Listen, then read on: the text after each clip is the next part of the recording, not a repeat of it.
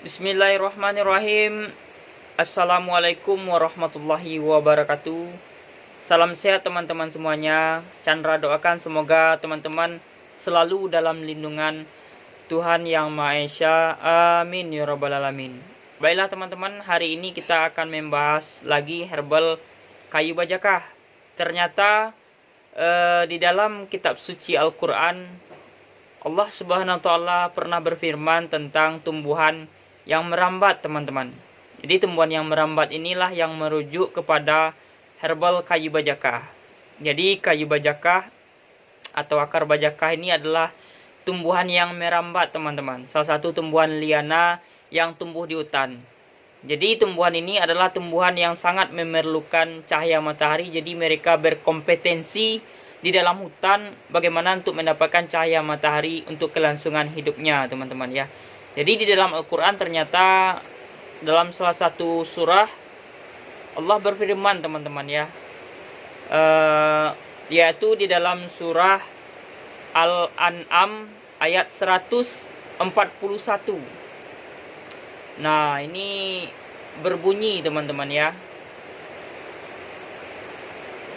Allah berfirman dalam surat Al-An'am ayat 141 yang berbunyi, artinya, dan dialah yang menjadikan tanaman-tanaman yang merambat dan yang tidak merambat, pohon kurma, tanaman yang beraneka ragam rasanya, zaitun dan delima yang serupa bentuk dan warnanya dan tidak serupa rasanya.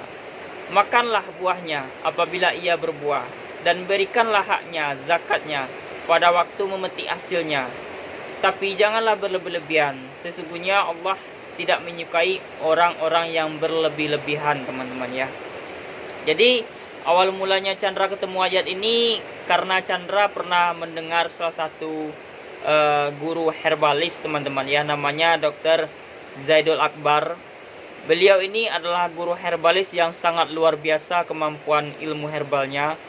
Beliau ini memang mengkaji di dalam kitab suci Al-Quran tentang herbal-herbal yang digunakan untuk pengobatan, teman-teman ya. Beliau ini sangat ahli dalam pengobatan herbal. Nah, beliau itu sangat banyak membahas tentang kesehatan, kawan-kawan ya.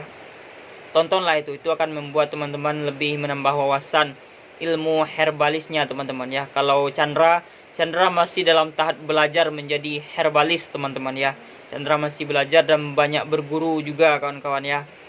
Jadi di dalam yang beliau sampaikan ini ternyata ada sekitar 19 tanaman yang disampaikan di dalam Al-Quran itu bersifat herbal, teman-teman. Sangat bagus sekali digunakan untuk kesehatan. Nah, kalau beliau ini cara penyampaiannya itu sangat bagus, sangat luar biasa. Beliau ini sangat bagus, teman-teman ya. Beliau menyampaikan misalnya kurma, zaitun, teman-teman ya. Kemudian jahe, banyak ilmu yang Chandra saring dari beliau. Jadi setelah Chandra teliti kajian-kajian beliau tentang herbal ini, jadi beliau ini belum membahas herbal yang ada di hutan, teman-teman. Jadi kami adalah herbalis yang membahas tentang herbal yang ada di hutan, yaitu tumbuh-tumbuhan liana. Jadi kebetulan setelah Chandra melihat kajian-kajian beliau, tumbuh-tumbuhan, Chandra terpikat dengan salah satu tanaman yang disebutkan di dalam Al-Quran, teman-teman, yaitu dalam Quran surat Al-An'am ayat 141, bahwasanya Allah itu telah menciptakan tumbuhan liana, teman-teman, tumbuhan yang merambat dan yang tidak merambat, yaitu pepohonan, teman-teman ya.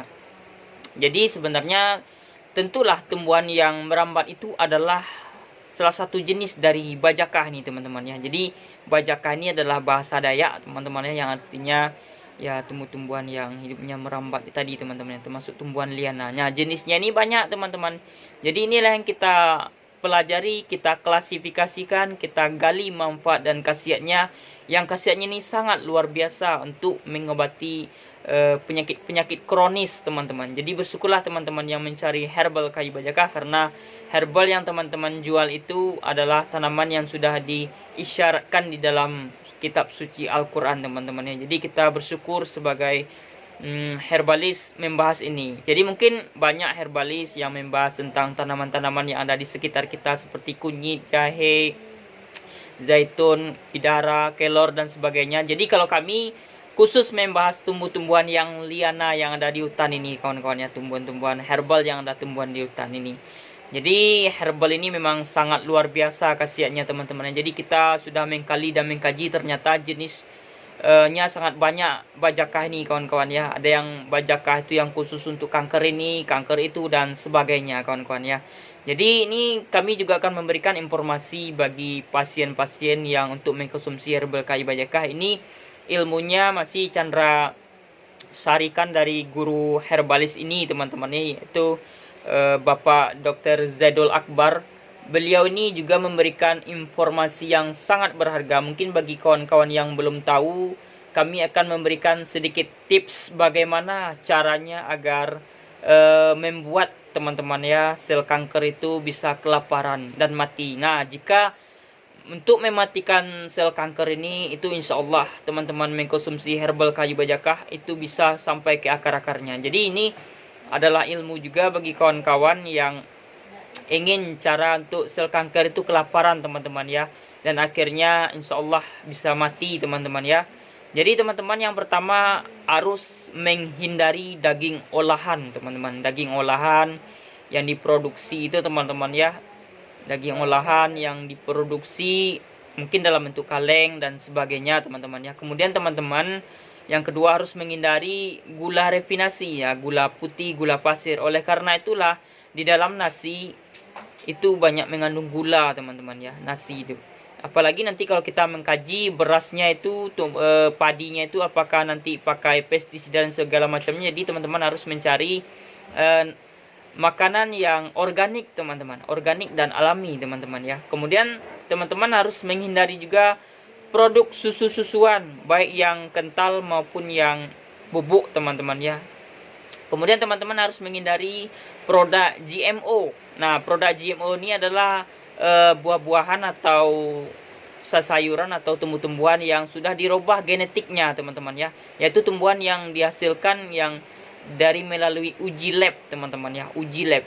Jadi dari uji lab inilah tumbuhan ini dilahirkan teman-teman ya. Jadi menurut rekayasa genetika begitu teman-teman, yaitu produk yang berdasarkan GMO. Kemudian teman-teman harus menghindari pemanis. Tapi Chandra selalu memberikan kepada pasien-pasien Chandra untuk menghindari 6P atau 5P teman-teman ya. Pemanis, pengawet, perasa, pengembang, pewarna, pemutih teman-teman. Itu yang kadang-kadang teman-teman konsumsi melalui makanan-makanan yang teman-teman konsumsi teman-teman ya. Yang racikan-racikan makanan, pengawet itu teman-teman dan sebagainya. Itu harus teman-teman hindari.